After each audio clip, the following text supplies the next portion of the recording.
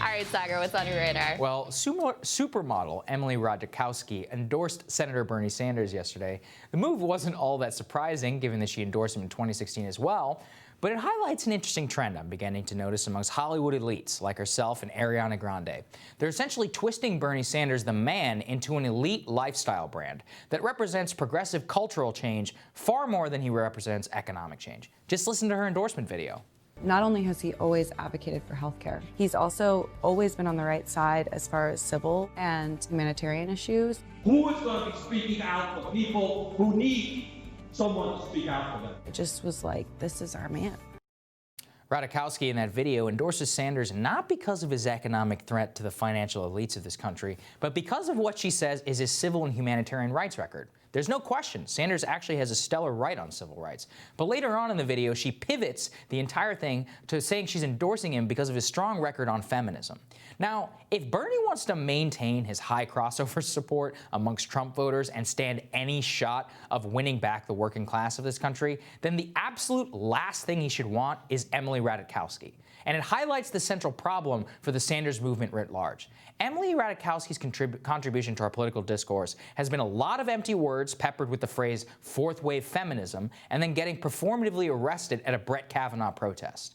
And Sanders' core message is that the system is fundamentally rigged against the American worker and our younger citizens economically. That most social, gender, and political ills stem from that original sin of the American economy.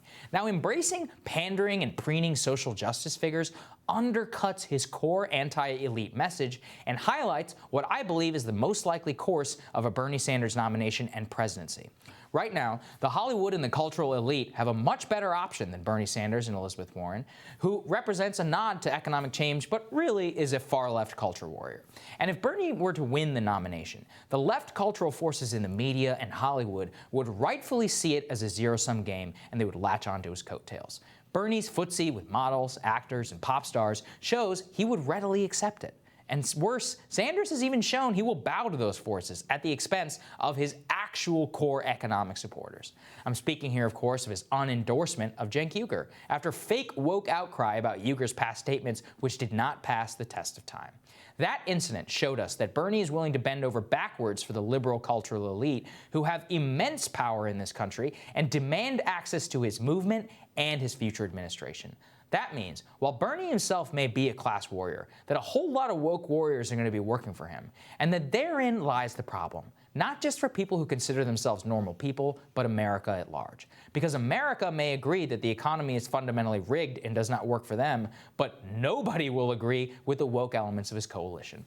America is a center-right country. You would not know that if you watched the mainstream media or if you took a look at any of these major newspapers. But Gallup polling that came out yesterday shows that not only does a plurality of the country identify as conservative, but that the percentage of people who identify that way went up by 2% between 2018 and 2019, while the percentage of those who identify as liberal dropped by 2%. Furthermore, only 49% of Democrats in America identify as liberal, with the rest identifying as either moderate or conservative. Sanders' economic populist message appeals across the ideological spectrum, but the one thing that would hold him back is his current winning alliance with the woke cultural left. Donald Trump is a cultural president, and if Bernie Sanders wants to beat him, he would need to be an economic one. And that's the main thing I wanted to highlight, Crystal, which is that Bernie is slowly becoming, based on his social justice and civil rights record, which I think rightfully should be highlighted from the last 40 years, basically a lifestyle goop brand in Hollywood, right? Where they can point to him and be like, he's always been with us. Like, there's this something about, in Hollywood about like the original, right? And they're like, he's becoming this type of cultural figure, which is so contra to the economic message that you and I know that he believes in. All right. Yeah. I hear what you're saying. Sure. But I'm going to dissent in these important ways. First of all, I don't know what goes. I don't know Emily. I actually honestly didn't even know who she was till she endorsed Bernie Sanders because I'm completely out of touch with that world. However, to me, it makes complete sense that if your number one issue and core priority is feminism, that you should be with the champion of the working class, because ultimately the working class is disproportionately women. Right. So that has always been a core part of why I have supported Bernie Sanders. Number two, you have to admit, if Trump could get any of these celebrities, he would glom onto them. He should. I mean, they've I would every tell him not to do B and that. C list celebrity that they, when Kanye West comes to the White House and Scott does a Mayo press or conference or whatever. whatever, they upset. The right loves anytime, any cultural thing. All of these politicians love when celebrities back them, because especially in our modern culture, I mean, we have a freaking celebrity president. So as much as we may hate it, Ariana Grande's endorsement means more than like 95% of politicians out there. So there's that as well. But this is part of the issue with Obama.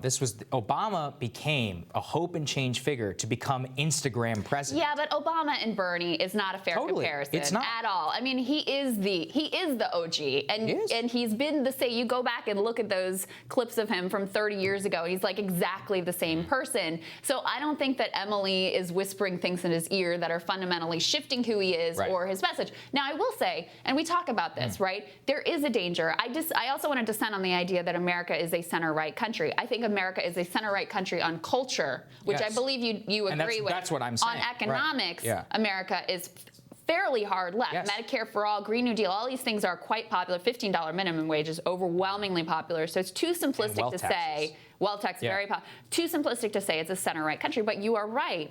On cultural issues, America is a center-right country. And so when you lead with those things, when you make them core to your brand the way that Elizabeth Warren has really started to, it becomes problematic. You see Bernie shifting in that direction. I just don't see the signs of that. What I don't see is him shifting. I don't think he personally, I actually do kind of see him as an incorruptible figure. I legitimately do see him that. But the problem is that members of his coalition, surrogates, the people who would work in his White House very much are these woke kind of cultural warriors. And these are the people, because Bernie himself has made it, he showed us with the Cenk Uygur thing, that he is willing to bow to that part of the coalition in order to satisfy kind of a democratic message. And I think that is the most worrying thing, because I don't think Bernie will ever bow to the right. But if he's willing to bow to these fringe elements of the left, those are the people who are going to lose you the general election.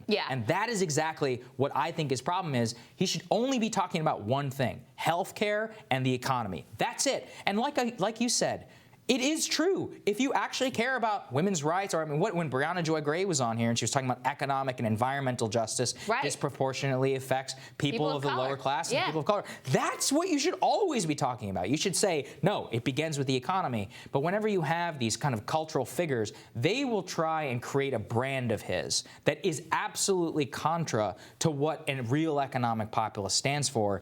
And ultimately, I think that's why he would lose the election against Trump if he's going to continue down that path. I don't think Emily's going to be in the administration. Going to go out on a limb and say that. But a lot of her fans will be. But I will say, I do think you correctly identify that in a potential general election battle between Sanders and Trump, this is kind of what it would come down to. Do people see Sanders as primarily focused on their economic interest or consumed with the cultural issues that, I'm 100% on board with, like I'm all the way there, but maybe out of step with some of the voters that he wants to. I do think that's what it comes down to. I just disagree with you that that is actually where things are headed, that he is shifting in that direction. We'll see. We will see.